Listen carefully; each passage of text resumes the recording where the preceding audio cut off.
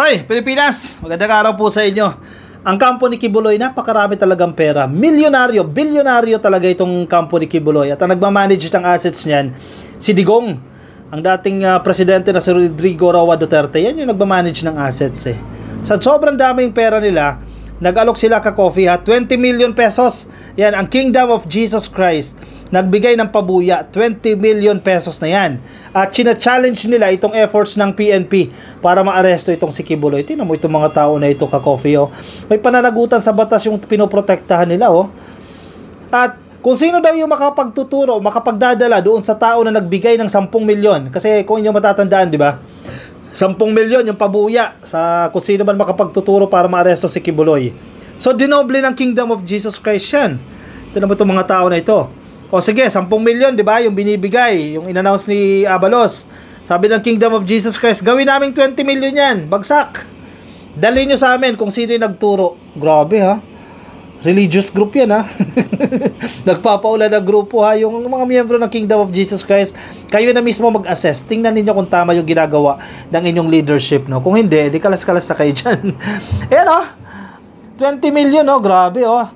Kingdom of Jesus Christ offers 20 million pesos challenging PNP's efforts to capture Kibuloy. Grabe. Grabe. The Kingdom of Jesus Christ has challenged the Philippine National Police by offering 20 million pesos worth of reward money for information about anyone who wants to capture and exterminate Pastor Apollo Kibuloy, former President Rodrigo Duterte's spiritual advisor, and his 5 personal trustees and co-accused. O kung sino daw po nakakaalam kung sino yung nagbigay nitong 10 milyon o gustong umaresto o exterminate daw itong si Kibuloy, sabihin nyo lang at magkakaroon kayo ng tumataginting na 20 milyon galing sa kanilang religion. Tama ba yun? Kibuloy is wanted for human trafficking crimes in both the Philippines and the United States. Tapos pinoprotektahan pa rin nila yan. The Kingdom of Jesus Christ reward doubles the 10 million offered by the Department of Interior and Local Government Secretary Benjamin Abalos and PNP Chief General Romel Marbil. Ang daming pera, kahit gawin pa nilang 50 million yan eh. KOJC Minister Carlo Catiil said that while the government offers a 10 million reward, amo dire 20 million sa bisan kinsa nga makadakop og makadala diri sa amuha nga buot maputay kay Pastor Kibuloy og sa iya mga kaubanan. 20 million among ihatag karon diyan. In English, we are offering 20 million pesos for anyone who can capture and bring in those seeking to harm Pastor Kibuloy and his associates. We will give 20 million right now. Cold cash. Ching ching ching ching ching ching ching ching ching ching ching ching. Milyones ang salapi. Oh, di ba? Natatandaan nyo, nag-press ko si Abalos dyan.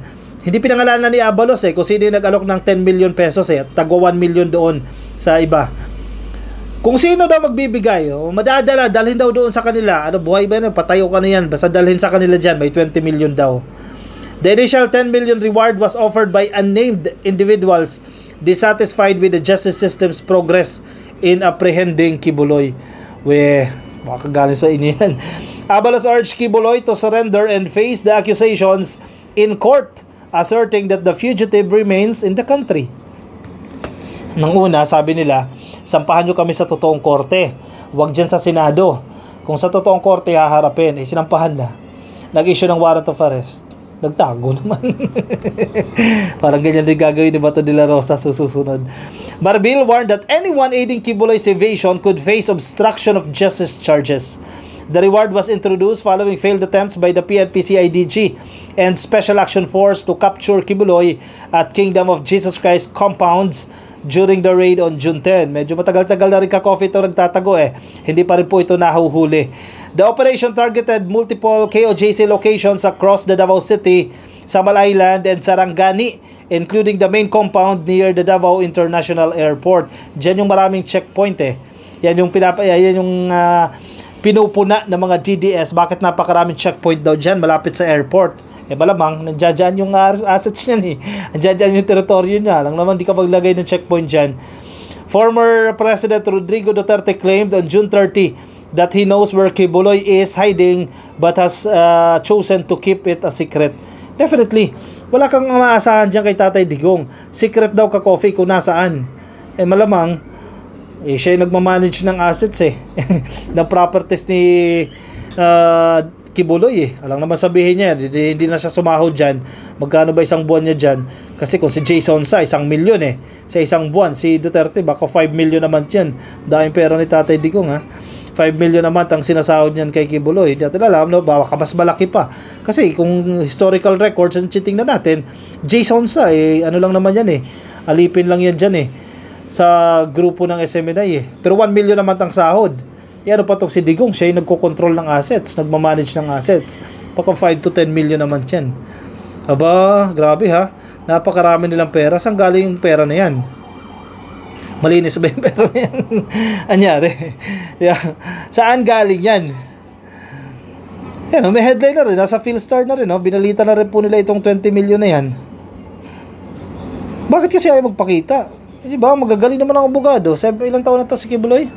Yan, 74 na siya Tingnan natin ang profile niya. 74 years old na. Baka antayin na lang matsugs ka coffee. Hindi na talaga susuko yan. Matanda na Kasi ang problema dyan, kapag sumuko siya dyan, wala na siyang hindi na siya makalabas ng buhay dyan. Matutuluyan na siya sa bilangguan sa hirap ng buhay sa kulungan Diba? Kaya hindi na papahuli yan.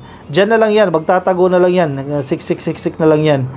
Ito, nasa FBI siya Teka, hindi ko pa ito nakita Pag pumunta ka sa website ng FBI, Federal Bureau of Investigation, yan makikita mo. Mukha niya, ka-coffee. Yan, nasa FBI. Basahin niya natin. Most wanted.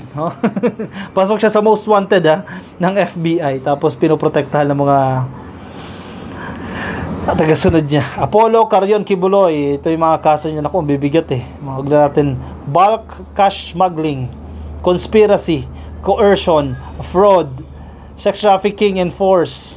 Grabe, puro mga sex trafficking ang kaso nito ni Kibuloy Date of birth, April 25, 1947. April 25, 1950. Ang daming birthday.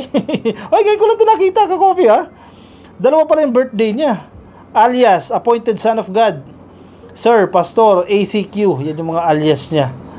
Bakit dalawa yung birthday niya? April 25, may 1947 at may 1950. Place of birth, Philippines. Hair, black. Eyes, brown. Height, 5'6".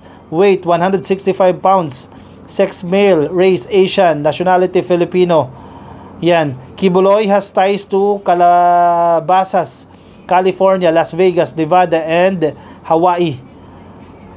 Caution, Apollo Kibuloy, the founder of the Philippine-based church, is wanted for his alleged participation in labor trafficking scheme that brought church members to the United States via fraudulent obtained visas and forced the members to solicit donations for a bogus charity, donations that actually were used to finance church operations and the lavish lifestyles of its leaders.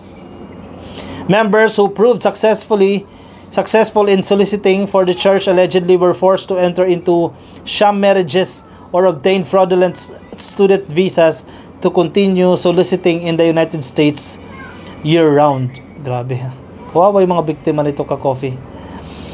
Sana ma-aresto na para hindi na madagdagan. Sana ma-realize din ng ilang mga miyembro na may mali at kailangang itama yan. O siya, hintay na lang tayo. Wala naman tayo magagawa dyan Hintay na lang tayo sa PNP, sa NBI, sa CIDG hanggat ma-aresto nila yan. O siya, sige, ako yung magpapaalam na sa inyo ka-coffee. Maraming salamat sa mga sumama sa akin. I-comment ang inyong opinion, reaction dyan sa ating comment section para mabasa ng iba nating mga ka-coffee. Kung nasa Facebook po kayo, pasuyin na lang. Please like and follow. Nasa YouTube, please click lang po na subscribe at i-like lang po yung video natin para updated kayo sa ating mga bagong uploads. Alright, ako yung magpapaalam na. Bahala lang po sa inyong lahat. Bye-bye.